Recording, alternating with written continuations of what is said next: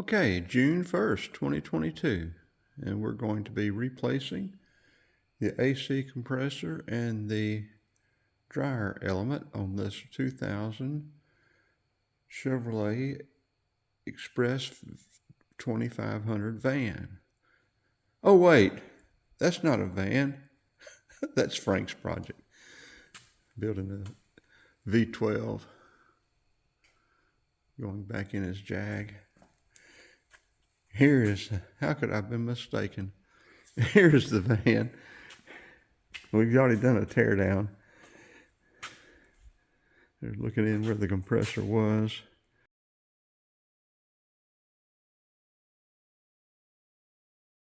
Mass airflow sensor.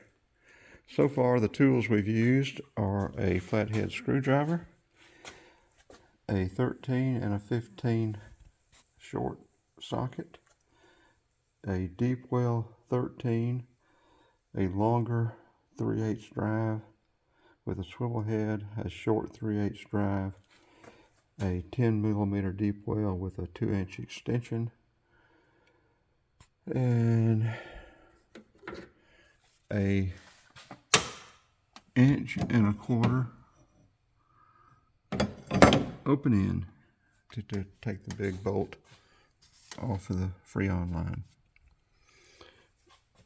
So, okay, we brought the compressor in.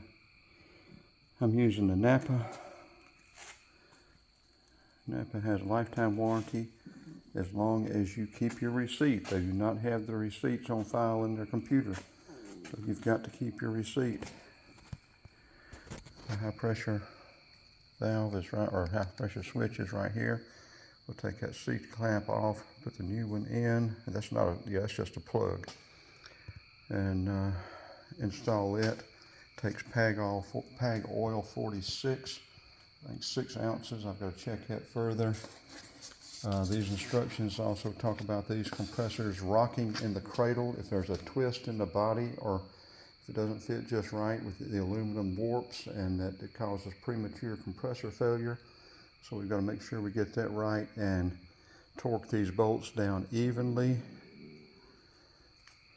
and make sure that it's lined up just right and does not rock and twist and mess our compressor up before we even get started. But additionally, we're going to be replacing a fuel line, doing a fuel line repair in a 95 Jeep Grand Cherokee. A mouse chewed through mine, and he chewed through it right in a curve, so I can't use these little compression repair connectors. I'm going to take them back. They have these for different vehicles. This one is for Chrysler 5/16. They have them for Ford and other vehicles, and so I've got to take the fuel line off from the filter all the way back, and then I'll bring this in. From everything I've seen online, you've got to heat that metal fuel line up and heat the end of this up, get them real hot, and that way you can slide this on, put it in a vise, slide this on that barb that's on that metal fuel line. Now if you're doing a repair in the middle of the line, they provide you with a barb connector that you will have to push on. But apparently from what I've seen, it's pretty difficult. If you don't get it right, you can mess it up. So we'll be doing that later on the 95 Jeep Grand Cherokee. So, and that'll get it for this video. Second video, we'll have the installation, the vacuuming it down and charging it up, and hopefully it'll get up and going this afternoon or tomorrow morning.